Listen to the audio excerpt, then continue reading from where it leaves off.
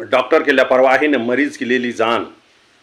ये आरोप कब खत्म होंगे, इसको विस्तृत रूप से इस वीडियो में दिखाया जाएगा। वीडियो में अंत तक बने रहें आप। कल बोकारो में एक प्रसिद्ध नेता मंतोष सरन जी का निधन हुआ है वेलमार्क अस्पताल में, और परिजनों ने जम करके हंगामा किया है। और हंगामे को सुनेंगे तो कहीं ना कहीं उनके परिजन की बातों का आपको कुछ सच्चाई लगेगा, महसूस होगा। उनके बयान को सुन लें।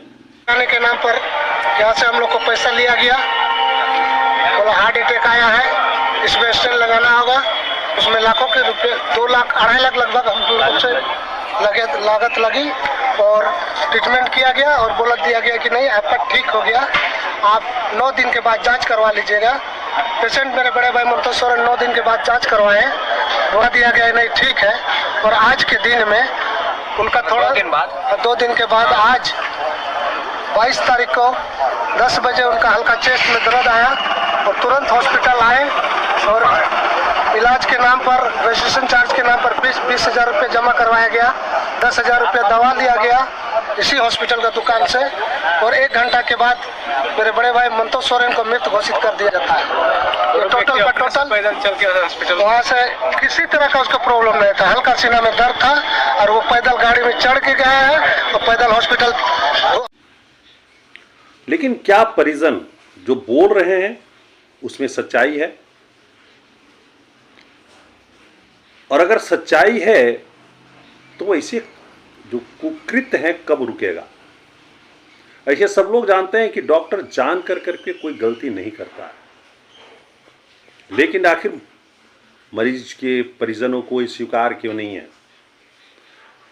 पिछले दिनों मेडिकेंट में भी यही हंगामा हुआ है, देख लीजिए। बोकारो के सेक्टर 12 स्थित मेडिकेंट अस्पताल में रविवार को इलाज के दौरान चास की रहने वाली सुषमा देवी की मौत के बाद परिजनों ने जमकर हंगामा किया।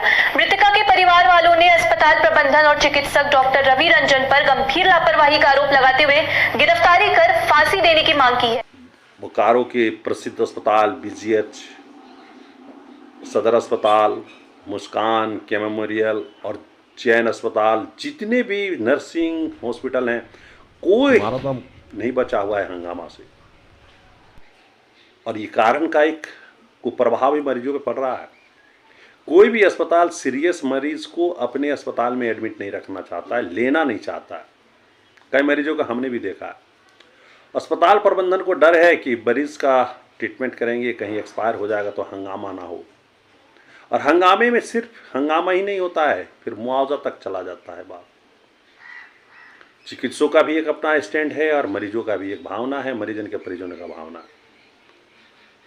ये अविश्वास का माहौल है, इसको पाटना पड़ेगा और पाटने की जिम्मेदारी सरकार को है कि फासला डॉक्टर और मरीज के बीच में बढ़ते चल जा रहा है। एक निदान है और जिम्मेवार को सोचना पड़ेगा। जिम्मेवार तो केंद्र सरकार है, जिला प्रशासन है। जिला प्रशासन को सामने आना चाहिए और राज्य सरकार से, केंद्र सरकार से नियमावली बनवाना चाहिए कि कहीं भी अगर डॉक्टरों के प्रति अविश्वास का कोई शिकायत आता है, त्वरित गति से कार्रवाई होगा। और यदि लापरवाही आती है तो आपराधिक मुकदमे दायर भी होने चाहिए, गिरफ्तार भी होने चाहिए। लेकिन उससे ज़्यादा जरूरी है कि अविश्वास का माहौल खत्म हो।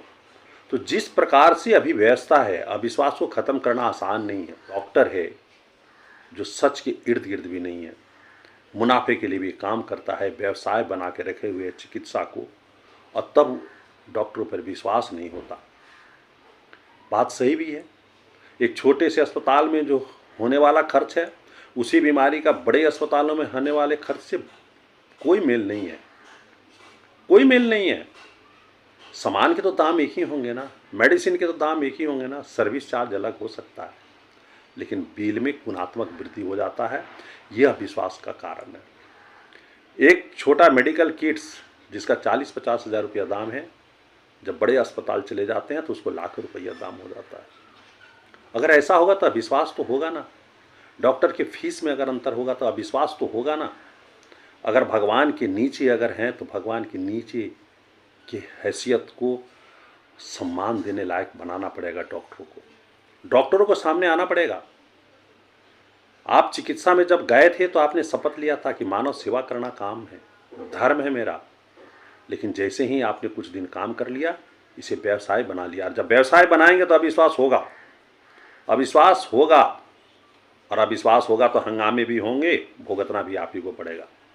तो मेडिकल एसोसिएशन को सामने आना चाहिए, डॉक्टर को सामने आना चाहिए, राज्य सरकार को, केंद्र सरकार को सामने आना चाहिए, और आकर करके पूरे देश में एक मानक बनाना चाहिए, एक सेल का गठन करना चाहिए कि जितने भी मेडिकल किट्स हैं उसका एक ही रेट होगा, जितने भी टेस्ट हैं उसका एक ही रेट होगा, डॉक्टर की फीस भी करीब करीब आसपास होंगे, सर्विस चार्ज अलग हो सकता है, ज़्यादा सुविधा थे सर्विस चार्ज ले सकते हैं, यह है सही है। और जब ऐसे करेंगे तो मरीजों को विश्वास होगा कि हमारे साथ अन्याय नहीं होगा। एक शंका के सोच के साथ यदि अस्पताल में कोई भर्ती हो और कोई अनिष्ट घटना घटे तो हंगामा तो होगा ही ना। दूसरी चीज, देश के बड़े बड़े नेता जिनके शासन में अस्पताल है, देख रेख में अस्पताल है, वो खुद बीमार पड़ते हैं तो चले जाते हैं विदेश, चले जाते हैं प्राइवेट कॉलेज। क्यों फिर छोटे अस्पताल और सरकारी अस्पतालों पे विश्वास होगा लोगों का?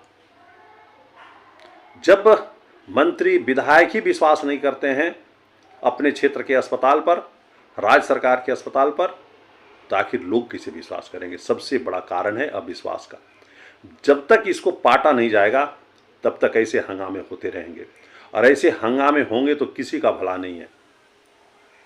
आज तो बोलियां निकलती है, विरोध में बोलियां ही निकल रही है, इनकलाब जिंदाबाद लग रहे हैं, लेकिन अगर इसी प्रकार लगते रहे तो बोलियां कभी गोलियों में भी बदल सकता है, और ऐसा अगर होगा तो बहुत खराब होगा।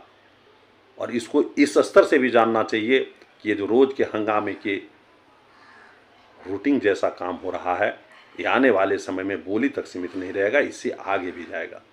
डॉक्टर एसोसिएशन, सरकार, सारे लोग हैं, मरीज के लोग भी कम नहीं है जिम्मेवार। हम आप देश में सबसे ज़्यादा चिंतित करने वाले विषय है उस पर सोचते नहीं हैं।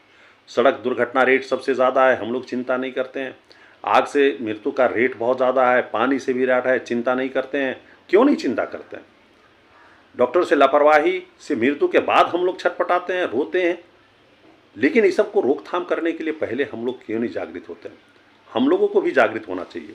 जो भी घटनाएं घट गई आगे ना घटे, किसी मृतक के परिजनों को कलेजा फाड़ करके रोना ना पड़े, इसके लिए पहले ही से इस सब कामों पे काम होना चाहिए, सरकार पे दबाव देना चाहिए, और एक नियमावली बनाना चाहिए, एक रूपता की बात होना चाहिए, तभी जाकर के विश्वास होगा।